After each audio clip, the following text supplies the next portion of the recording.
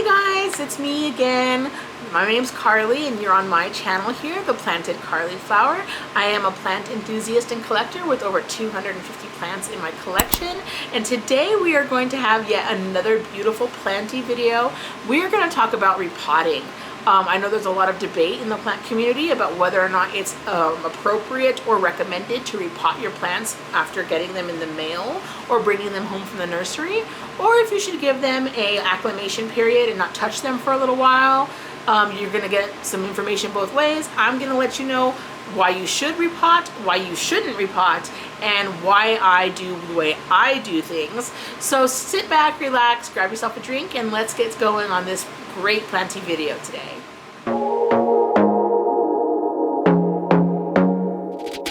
I want to be there and baby dance the night away. I let my hair down if I want. Don't you just get tired chasing fame and being pretty all the time? Okay guys, let's get right into it. I do have some reasons listed here that I have a list going, so we should be good to go, and we will discuss now whether or not you should repot your plants when you receive them.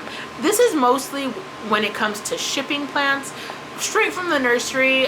It's not too much of a change unless you're taking it from like a greenhouse to room temperature, regular room humidity. That might be a big change for it, but for the most part this is mostly related to shipping plants. So we're going to go over as if the plant has been shipped. So some reasons why you shouldn't repot right after receiving a plant from shipping. The first one being it can cause the plant some undue stress. The plant has been in a dark box, it's been deprived of light and fresh air, and it's either wet or dry depending on how they shipped it, and it's probably not the conditions that that plant is typically used to.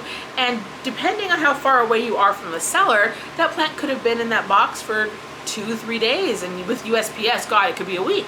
So the plant might be going under some stress and trying to recover and acclimate to the conditions in the box, and by unpotting it and messing with the root ball and doing all kinds of stuff, putting it in a different medium, it's just more stress that the plant does not need and might, quite frankly, might not be able to take.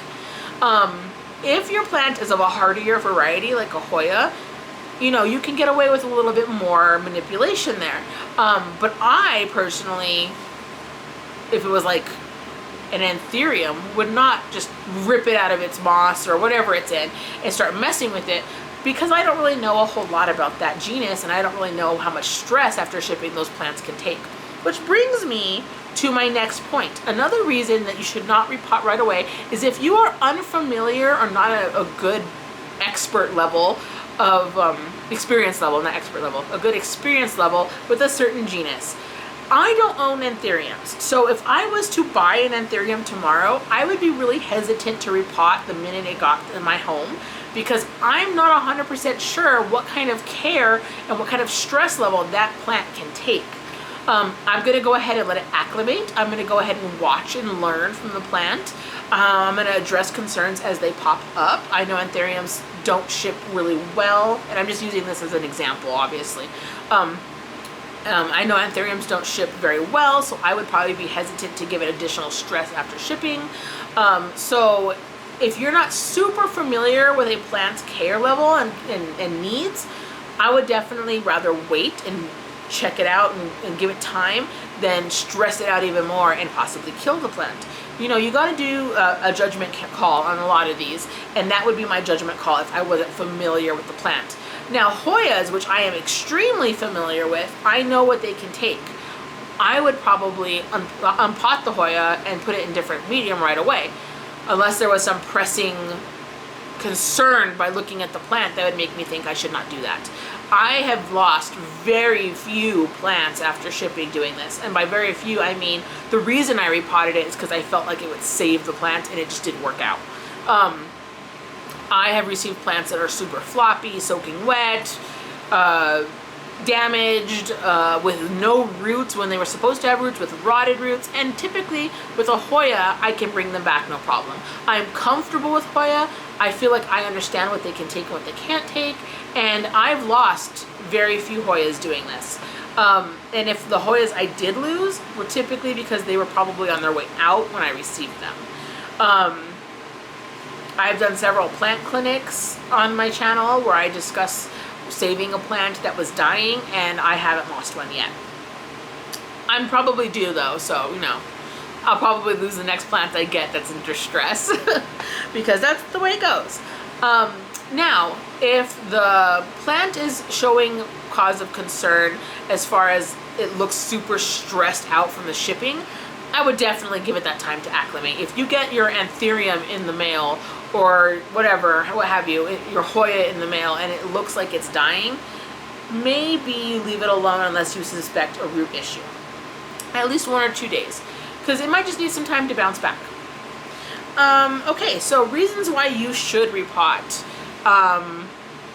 And when you do these, you should probably make sure the plant looks healthy. So I do it mostly for pest control.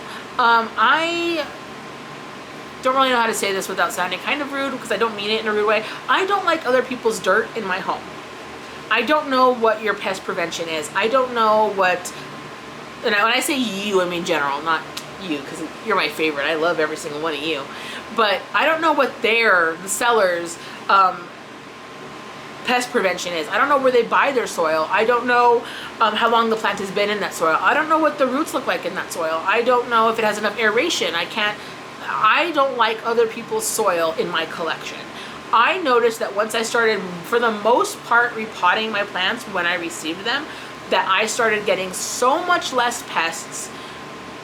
I take the plant out of the dirt, I inspect the roots, trim, cut, whatever I need to do.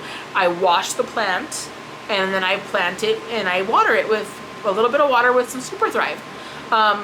If the roots look like they're in decent condition, I make my decisions on what kind of medium I want to put it in, and I go from there. Keeping in mind, I mostly get Hoyas, so I'm comfortable with this process. Definitely comfortable to know by eyeballing what I can and can't get away with. If the soil looks like it's of poor quality, I definitely repot. I have gotten some soil from some sellers that's just basically straight potting mix. That's so bad for Hoya roots. Hoyas are epiphytes. They don't like to have their roots smothered and compressed. They'll rot quickly.